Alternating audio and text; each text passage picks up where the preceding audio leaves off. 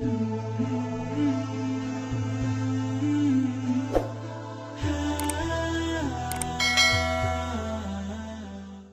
pernah nggak ngejalanin satu hari yang capek banget di luar rumah? Capek banget di luar rumah. Kalau buat saya pengalaman kayak gitu tuh terjadi pas lagi haji, hari Jumat, haji besar. Saya jalan malam nih, begitu matahari terbenam, jalan dari Arafah ke Muzdalifah. Jalan ke Muzdalifah. Sampai di Muzdalifah itu jalan padahal cepat sebetulnya, dekat, tapi karena crowded banget akhirnya macetnya bukan oleh kendaraan, macet oleh manusia. Kalau di Indonesia, Bandung, Jakarta kita sering macet kendaraan, ini macetnya tuh manusia. Sampai berhenti tapi manusia. Coba, kalau berhenti kendaraan masih mending, bisa pakai motor, bisa jalan kaki lebih cepat naik mobil daripada naik mobil. Ini orang tapi macet, berhenti. Sampai di Muzdalifah itu udah tengah malam. Padahal kalau normalnya paling juga sejam. Sampai Muzdalifah tengah malam. Muzdalifah langsung tepar di atas tanah, istirahat sebentar. Karena emang ada sunnahnya bermalam di Muzdalifah. Tapi kita gak mungkin bermalam penuh, karena ngejar, karena macet, jadi kita kondisional. Istirahat sejam 2 jam di atas tanah, tidur. Bangun tidur, milihin kerikil untuk lontar jamarat. Jalan lagi ke Mina. Sampai di Mina udah subuh. Subuh lontar jamarat. Lontar jamarat, beres lontar jamarat langsung pulang ke Mekah. Dan itu semua jalan kaki. Pulang ke Mekah buat tawaf ifadah. Nah itu sampai di Mekah itu udah menjelang zuhur. Tawaf gak usah jalan, berhenti aja, berdiri aja gitu. Itu kita tawaf sendiri, dibawa oleh arus. Jadi tawafnya gini, 7 putaran, gitu aja, muter. Karena ke bawah arus saking padatnya manusia. Lalu beres tawaf yang kayak gitu kondisinya, udah jalan dari kemarin maghrib sampai siang nih jalan terus. Tidur baru 2 jam, itu juga gak jelas. Kemudian balik lagi ke Mina, karena harus masuk Mina sebelum matahari terbenam. Kalau masuk pas matahari udah terbenam, nanti kena denda. Akhirnya kita ngejar balik lagi ke Mina. Perjalanan sekitar 3 jam lebih. Itu adalah hari yang paling melelahkan dalam hidup saya di luar rumah. Dan padang mahsyar, kalau dibandingkan dengan itu tuh bukan kerikil lagi, lebih kecil dari kerikil kepayahannya, gak ada apa-apanya. Padang mahsyar lebih dahsyat dari itu. Jalannya bukan setengah hari kayak saya cerita tadi, jalannya bisa 100 tahun, bisa 1000 tahun, bisa sekian puluh ribu tahun. Itu jauhnya benar-benar jauh. Gak ada kendaraan, benar-benar gak ada kendaraan. Gak ada naungan, benar-benar gak ada naungan. Tandus setandus-tandusnya. Itu yang disebut oleh Nabi, yauma la dhilla illa dhilluh. Gak ada naungan sama sekali kecuali naungan Allah. Cuman satu-satunya tempat kita berteduh, gak akan kepanasan, gak akan kepayahan, cuman berada di bawah naungan Allah. Masalahnya cuman ada 7 komunitas yang masuk ke dalam naungan itu. Sisanya enggak. 7 komunitas ini pun ternyata saringan dari orang mukmin, saringan dari orang Islam. Jadi bukan masalah yang penting saya udah Islam, enggak. Dari orang Islam sendiri masih disaring lagi benar-benar yang spesial. 7 golongan kalau bahasa resminya, 7 komunitas, 7 geng kalau bahasa anak nongkrongnya. Cuman ada 7 kelompok. Salah satu dari 7 kelompok itu, nomor 2-nya adalah syabun nasya'a fi ibadatillah. Pemuda yang tumbuh dalam ibadah kepada Allah atau dalam ketaatan kepada Allah. Pertanyaannya, apa definisi syab atau pemuda? Secara usia dalam Islam, pemuda itu usia di bawah 40 tahun. Itu syab. Secara status belum menikah. Kalau udah menikah Ustadz, udah bukan syab. Karena ujiannya gak seperti yang belum menikah. Beda, saya pernah ngerasain. Berat. Apalagi ada satu teman saya, kemarin baru ditinggalin mantan. Mantannya nikah. ngirim pula hasil video-video sama fotonya ke dia. Langsung udah nggak terkontrol, langsung kita pegang rame-rame. Jangan sampai dia nyari tower. Nyari tower, ngapain lo? Mau benerin Ustadz ada yang rusak. Pura-pura ternyata mau loncat. Nah ini nih namanya ujian. Ujian ketika kita belum menikah, ujian di usia muda di bawah 40 tahun. Kalau belum menikah tapi udah di atas 40 tahun, beda lagi. Usianya di bawah 40 tahun, secara status belum menikah. Karena kalau udah menikah, dia udah ngerasain ketenangan, sakinah. Litaskunu ilaiha. Supaya kalian cowok-cowok merasa tenang kepada perempuan. Udah tenang. Tapi kalau sebelum menikah, itu zulzilu. Zulzilu itu kalau dalam bahasa kita tuh gempa dengan skala 9,8 skala Richter. Itu zulzilu tuh. Sampai ada ayat zulzilu iza zulzilatil ardu. Dan yang tahu banget ayat itulah jomblo. Zilzal, kehidupannya itu terguncang luar biasa. Ngelihat orang semuanya kayak dia paling sengsara di muka bumi. Ngelihat setiap orang tuh deg-degan. Ngelihat cewek deg-degan. Dan apalagi ngelihat ceweknya crowd kayak gini gitu ya. Baru masuk di depan mall, aduh saya kok deg-degan ya. Zulzilu, guncangannya tuh luar biasa. Kalau yang udah sakinah, santai. Karena di sebelahnya ada istri. Kalau nggak ada istri, deg-degan juga. Intinya mah beda ujiannya. Karena beda ujiannya, maka beda pula rewardnya. Al-jaza ala qadril masyaqqah. Balasan Allah itu tergantung beratnya beramal. Buat yang masih sendiri, beramal itu lebih berat. Kenapa? Karena zilzal dalam di batinnya tuh kenceng. Godaannya tuh banyak. Mikirin itu nggak jelas apa yang dipikirin. Karena ya gitu, kondisinya tuh antara kayak nggak ada kejelasan status. Apalagi dia udah sendiri digantung. Kan lebih nggak jelas lagi ya. Saya gimana? Berat statusnya. Nah ini nih ngeri banget ujiannya. Kalau dia nggak pegang Allah, dosanya itu bisa udah 1, 2, 3. Dosa-dosa besar itu beruntun bisa dia lakuin. Udahlah kayak gitu, nggak tahu harus melampiaskan kepada yang halal. Dia tinggal di antara kelompok masyarakat yang tidak terjaga, yang penuh fitnah. Tinggal di kos-kosan, kos-kosannya campur cewek cowok. Dan di situ itu anak-anak yang mungkin belum semuanya pada paham agama atau taat beragama. Sehingga biasa aja ngobrol, keluar dari kamar itu pakai daster biasa.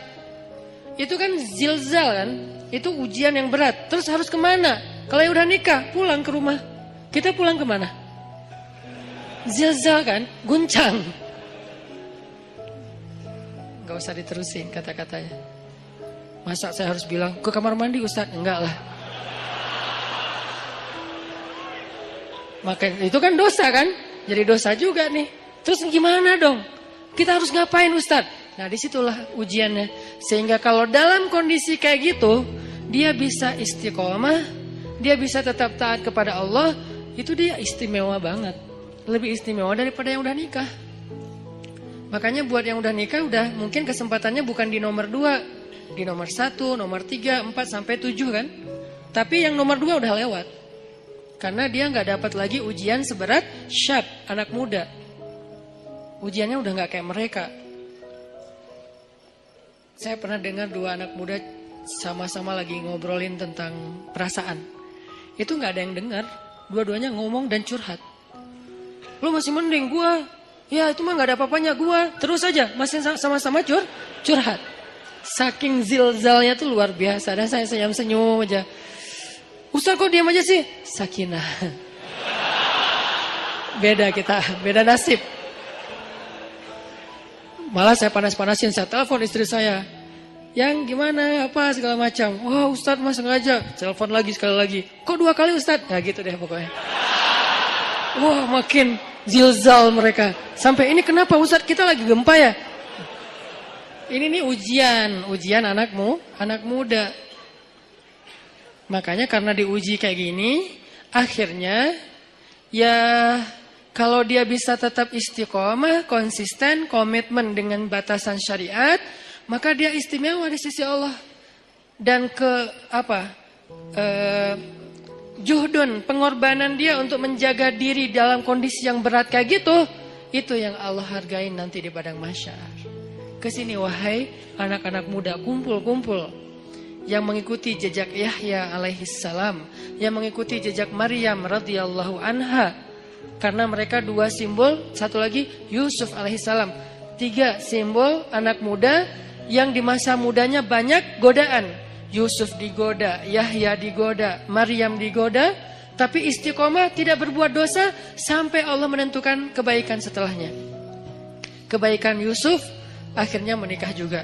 Kebaikan Yahya akhirnya syahid. Kebaikan Maryam akhirnya diberikan anak tanpa punya suami. Allah menentukan nasib yang berbeda-beda. Tapi semasa mereka diuji, tiga-tiganya itu simbol dari istiqomah. Benar-benar istiqomah. Keren banget tuh tiga-tiganya. Maryam saking istiqomah, hampir gak kenal cowok dalam hidupnya. Hampir gak kenal cowok dalam hidupnya. Yusuf saking istiqomah, itu digoda sama cewek di dalam ruangan. Dan ceweknya itu bukan cewek biasa, bukan hasil editan pas ketemu kok beda, enggak. Ini cewek benar-benar cantik, enggak diedit, emang benar-benar cantik. Dan insya Allah semua ada di sini. Daripada mereka tiba-tiba pulang satu persatu ntar ya, kok sepi di atas, sebel sama Ustadz. Ini cewek benar-benar cantik. Cantiknya itu diakui. Jadi kayak Miss Mesir lah. Bertahun-tahun dia dapat piala Miss Universe, malah bukan Miss Mesir lagi. Itu cantiknya cantik beneran, sampai direkam kecantikannya di dalam banyak riwayat. Dan dia udah nutup pintu, manggil Yusuf, Yusuf ke kamar, beresin kamar kotor. Datang aja Yusuf dengan polosnya, bawa kemoceng, bersih-bersih. Pas sudah masuk kamar, ditutup pintunya dari dalam, dikunci. Ceweknya datang ke Yusuf, itu cewek ditaksirin, dikecengin semua orang cowok-cowok yang ada di Mesir. Semua berandai-andai, seandainya saya jadi suaminya, seandainya saya jadi suaminya. Yusuf sekarang ada di dalam kamar berdua sama cewek itu. Yusuf juga bukan cowok biasa. Semua cewek se-Mesir juga, seandainya saya istri Yusuf, seandainya saya. Jadi dua nih selebgram Mesir. Maksudnya semua orang tertarik kepada mereka, saking keren-kerenah. Cowoknya keren, ceweknya kerenah, dua-duanya keren lah. Ini dua orang yang keren nih berkumpul di satu ruangan, dikunci, dan ceweknya tuh rawadathu. Rawadat itu ngegodain. Gimana Ustadz? Gak usah diimajinasikan. Cukup kayak gitu aja pokoknya. Dipanggil mungkin, tapi gak sampai berbuat dosa ya. Dipanggil atau kesini wahai Yusuf, aku mencintaimu, nggak ada siapa-siapa, kamu nggak usah khawatir, aku akan rahasiakan apa yang terjadi hari ini di sini dan segala macam. Wah itu udah luar biasa. Wahammat bihi, dia tuh bergairah kepada Yusuf, dan Yusuf normal. Kalau nggak normal nggak ada ujian. Maaf saya nggak tertarik sama cewek, nggak ada mas, nggak ada ujian. Jadi nggak perlu diteladanin kan, karena dia tidak wajar. Tapi Yusuf ini normal. Apa dalil bahwa Yusuf normal? Wahamma biha. Makanya kalau kita baca Quran tuh tafsirnya tuh yang detail, kata demi kata. Wahammat bihi, wahamma biha. Yang ceweknya bergairah kepada Yusuf, yang Yusuf juga bergairah kepada cewek tersebut. Sama-sama bergairah, sama-sama tertarik. Tiba-tiba Allah tunjukin burhan, muncul wajah Yakub di depan Yusuf. Yakub dalam keadaan ekspresi sedih, gini aja. Gitu ekspresi Yakub. Sedih banget Yusuf sampai kayak gini. Jangan sampai ayah bakal kecewa banget kalau kamu sampai ngelakuin ini. Buat apa ilmu yang ayah ajarin selama ini? Buat apa pengorbanan ayah selama ini? Kamu lupa dengan semua nasihat ayah, seolah-olah ya. Tapi dalam bentuk film yang kayak 3D banget. Dan itu ada di depan muka Yusuf, disebut dengan istilah burhan kalau dalam teks ayatnya. Burhan itu tampil wajah Yakub dengan wajah sedih. Langsung Yusuf lupa sama cewek itu, lari, ditarik dari belakang. Saking kencengnya narik, sampai sobek bajunya. Banyak pelajaran sih dalam adegan ini. Salah satu pelajarannya itu tentang parenting, tentang cara ayah mendidik anak sampai muncul burhan itu gimana. Nanti di kesempatan lain lah kita bahas. Saya dulu pernah ngisi satu materi tentang parenting, saya cuma membahas burhan aja. Gimana caranya seorang ayah bisa ngedidik anak sampai kebayang wajah ayahnya itu ketika dia mau bikin dosa. Itu namanya udah sampai ke level burhan. Sehingga dia misalnya mau nyontek pas lagi ujian, aduh kalau ketahuan sama ayah saya pasti dia kecewa banget. Bukan dimarahin, gak takut dimarahin, tapi takut ngecewain. Pasti ayah kecewa banget gak jadi deh. Itu burhan tuh. Gimana sampai ayah bisa menampilkan imajinasi itu di benak anak kalau bukan dengan kasih sayang yang dalam banget? Gak bisa dengan paksaan, harus dengan kasih sayang dalam. Dan Yakub adalah simbol ayah yang kasih sayangnya luar biasa, sampai bisa munculin burhan. Tapi yang kita bahas adalah ujiannya Yusuf. Selamat. Ini nih baru disebut dengan syabun nasya'a fi ibadatillah. Tumbuhnya itu dalam keadaan taat kepada Allah. Dan ukuran taatnya apa Ustadz? Ukuran taatnya adalah tinggalkan dosa. Kalau bahasa di bio saya, sedikit dosa. Kok pakai kata sedikit? Enggak punya dosa Ustadz? Enggak boleh kita bilang enggak punya dosa. Arti sedikit dosa itu adalah dosanya yang tinggal yang kecil-kecil aja. Yang besar tinggalin. Yang kecil kenapa kok masih ada? Karena enggak sengaja, lupa. Itu kan ada pasti sisa ya. Enggak mungkin enggak. Kalau kita bilang enggak punya dosa, namanya kultus diri sendiri. Kata Allah, la tuzakku anfusakum huwa a'lamu bimanittaqa. Janganlah kalian menganggap diri kalian suci, enggak boleh. Makanya saya bilang banyak main, banyak manfaat, banyak pahala, sedikit dosa. Itu pakai hasil renungan. Jadi bukan kok sedikit dosa, harusnya kan enggak punya dosa, enggak bisa. Cuma Nabi SAW yang enggak punya dosa. Sisanya sampai Abu Bakar juga punya dosa. Cuman dosa beliau sudah diampuni oleh Allah karena solehnya luar biasa. Kalau kita sebagian udah diampuni, sebagian lain mungkin belum karena belum bertobat benar-benar dengan nasuha. Tapi usahain tinggalkan dosa. Kita cukup ninggalin dosa aja, itu tuh udah jadi syabun nasya'a fi ibadatillah. Kalau ibadah Ustaz, ibadah yang wajib itu udah pasti. Karena kalau kita ninggalin yang wajib berarti dosa kan. Gimana dengan ibadah sunnah, tahajud, puasa sunnah, tilawah, itu bonus. Jangan sampai kita mendahulukan yang sunnah atas yang wajib dan melakukan yang haram. Itu enggak, udah salah rumusnya. Ada orang tahajud rajin, tapi dia enggak bisa jaga lisan. Ada orang tahajud rajin, tapi dia enggak bisa jaga pandangan. Yang disebut dengan syabun nasya'a fi ibadatillah dalam konteks hadis tadi, dia usahain sedikit mungkin dosanya, tinggalin dosa. Terutama dosa-dosa yang berhubungan dengan godaan di masa muda. Kalau teman-teman bisa istiqomah dalam urusan ini, urusan perasaan, urusan pergaulan yang paling berat, urusan entertain yang berlebihan, karena entertain itu ada yang masih wajar, masih ada juga yang berlebihan. Urusan apa lagi? Dosa-dosa maksiat seperti minum, kemudian pakai drugs dan seterusnya. Atau mungkin the new drugs itu pornografi dan seterusnya. Ini bisa ditinggalkan. Udah sampai kapan Ustaz batasannya? Antara dua batasannya.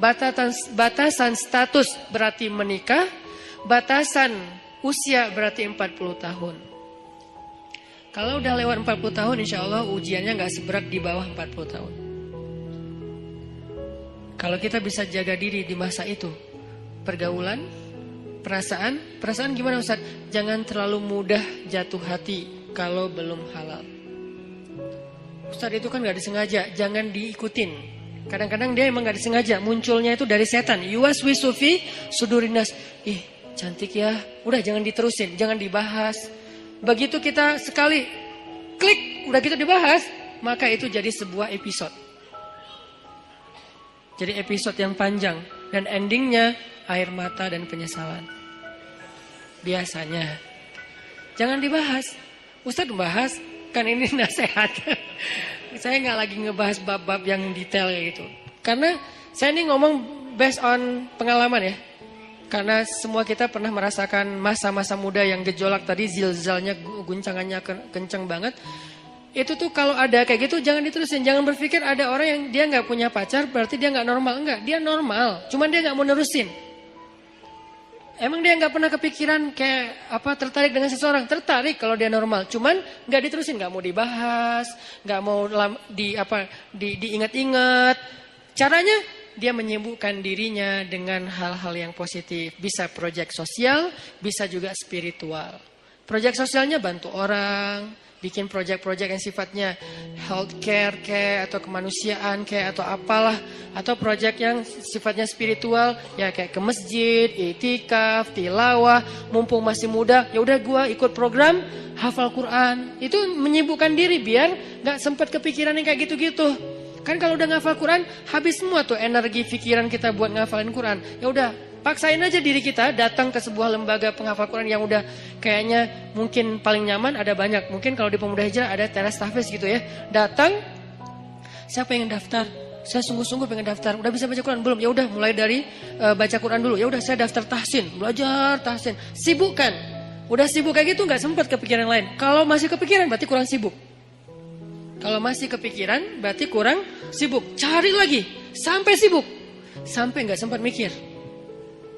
Itu baru namanya nasya'a, tumbuh. Jadi kalau kita bedah kata demi kata, syabun artinya tadi udah jelas pemuda. Sekarang nasya'a itu tumbuh. Artinya tumbuh itu menghabiskan waktu.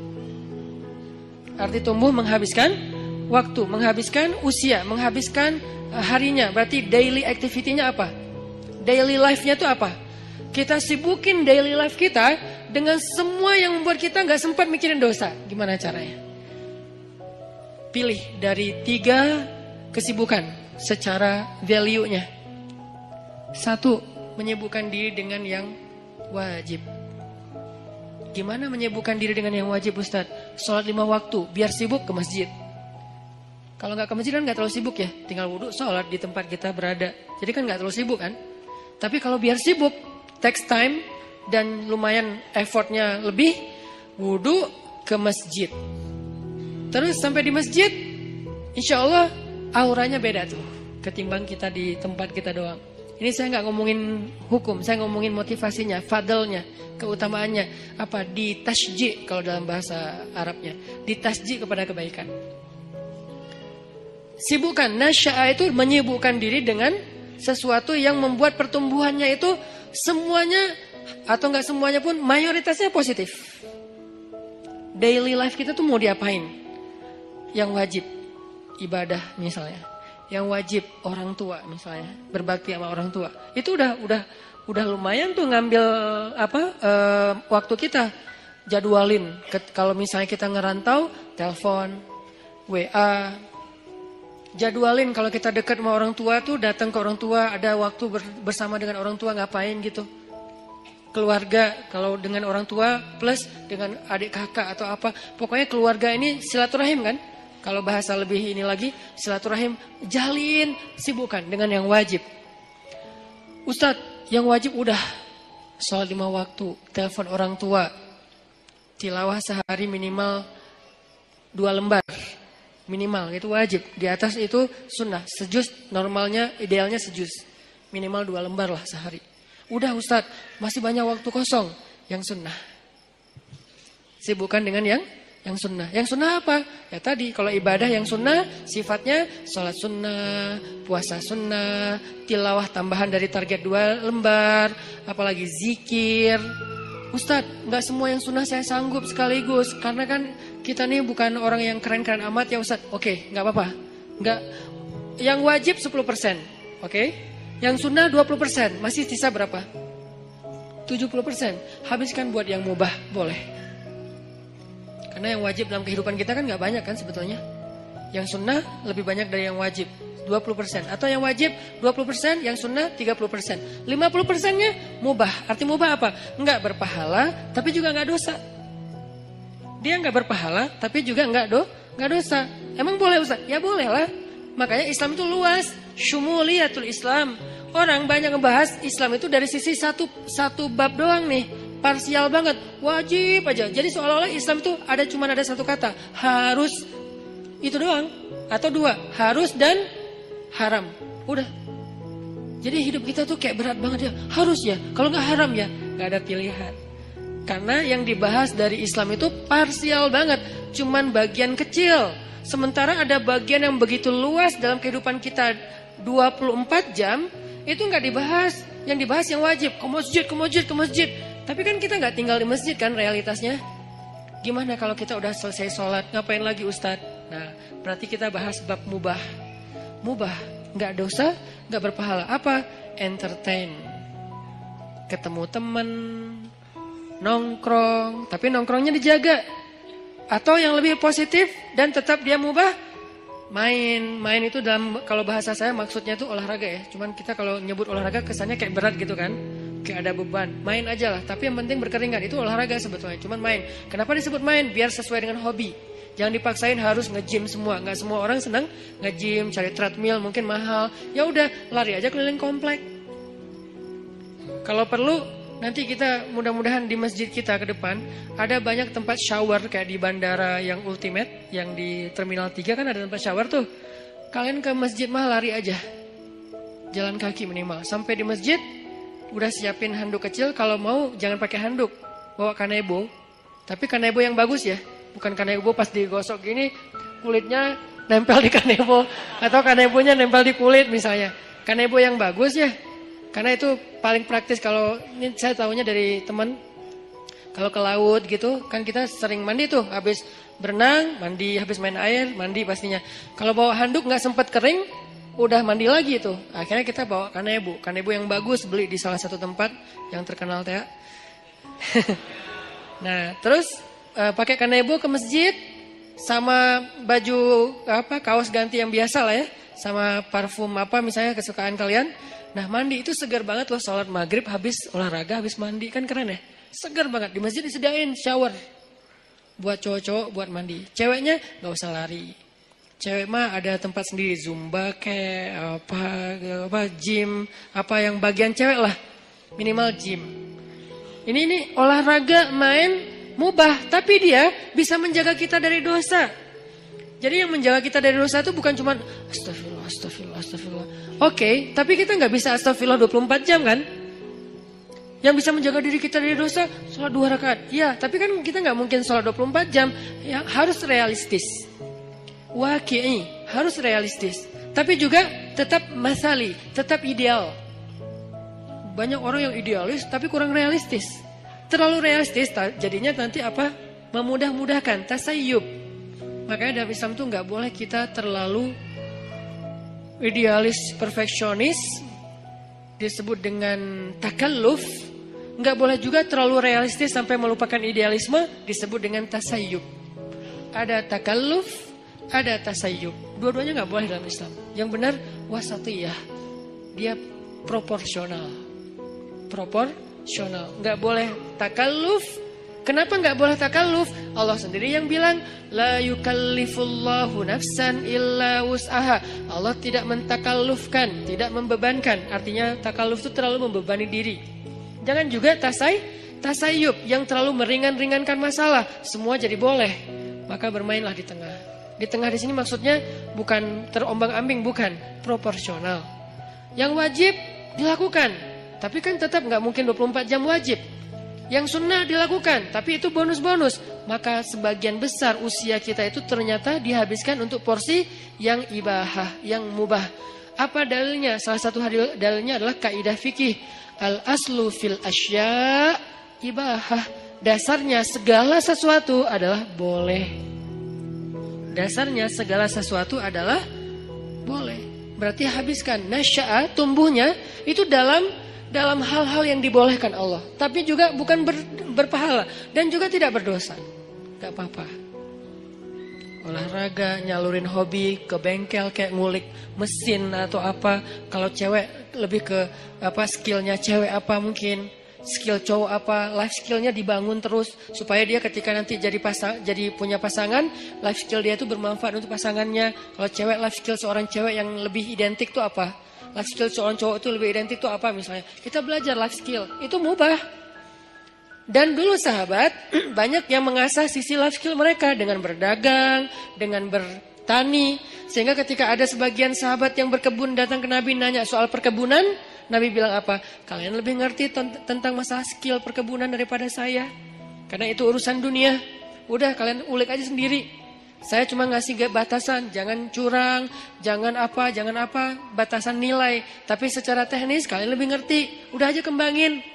Yang senang komputer, belajar startup digital. Sekarang lagi era startup. Anak-anak muda Indonesia tuh harus ngerti startup supaya dia dominan, eksis di dunia digital, supaya nggak terus-terusan jadi orang yang ikut program orang ngedownload, tapi harusnya dia bisa bikin orang ngedownload program dia yang hobinya di komputer. Yang hobinya apalagi kembangin produk-produk aplikasi sosial media yang versi yang lebih lebih ketimuran atau apalah istilahnya, supaya dipakai, karena itu sesuatu yang chance-nya besar loh di zaman sekarang. Banyak hal yang bisa kita kembangin. Itu maksudnya nasya'ah, tumbuh. Arti tumbuh itu dia punya sesuatu yang semakin bermanfaat dari dirinya untuk orang lain, growing.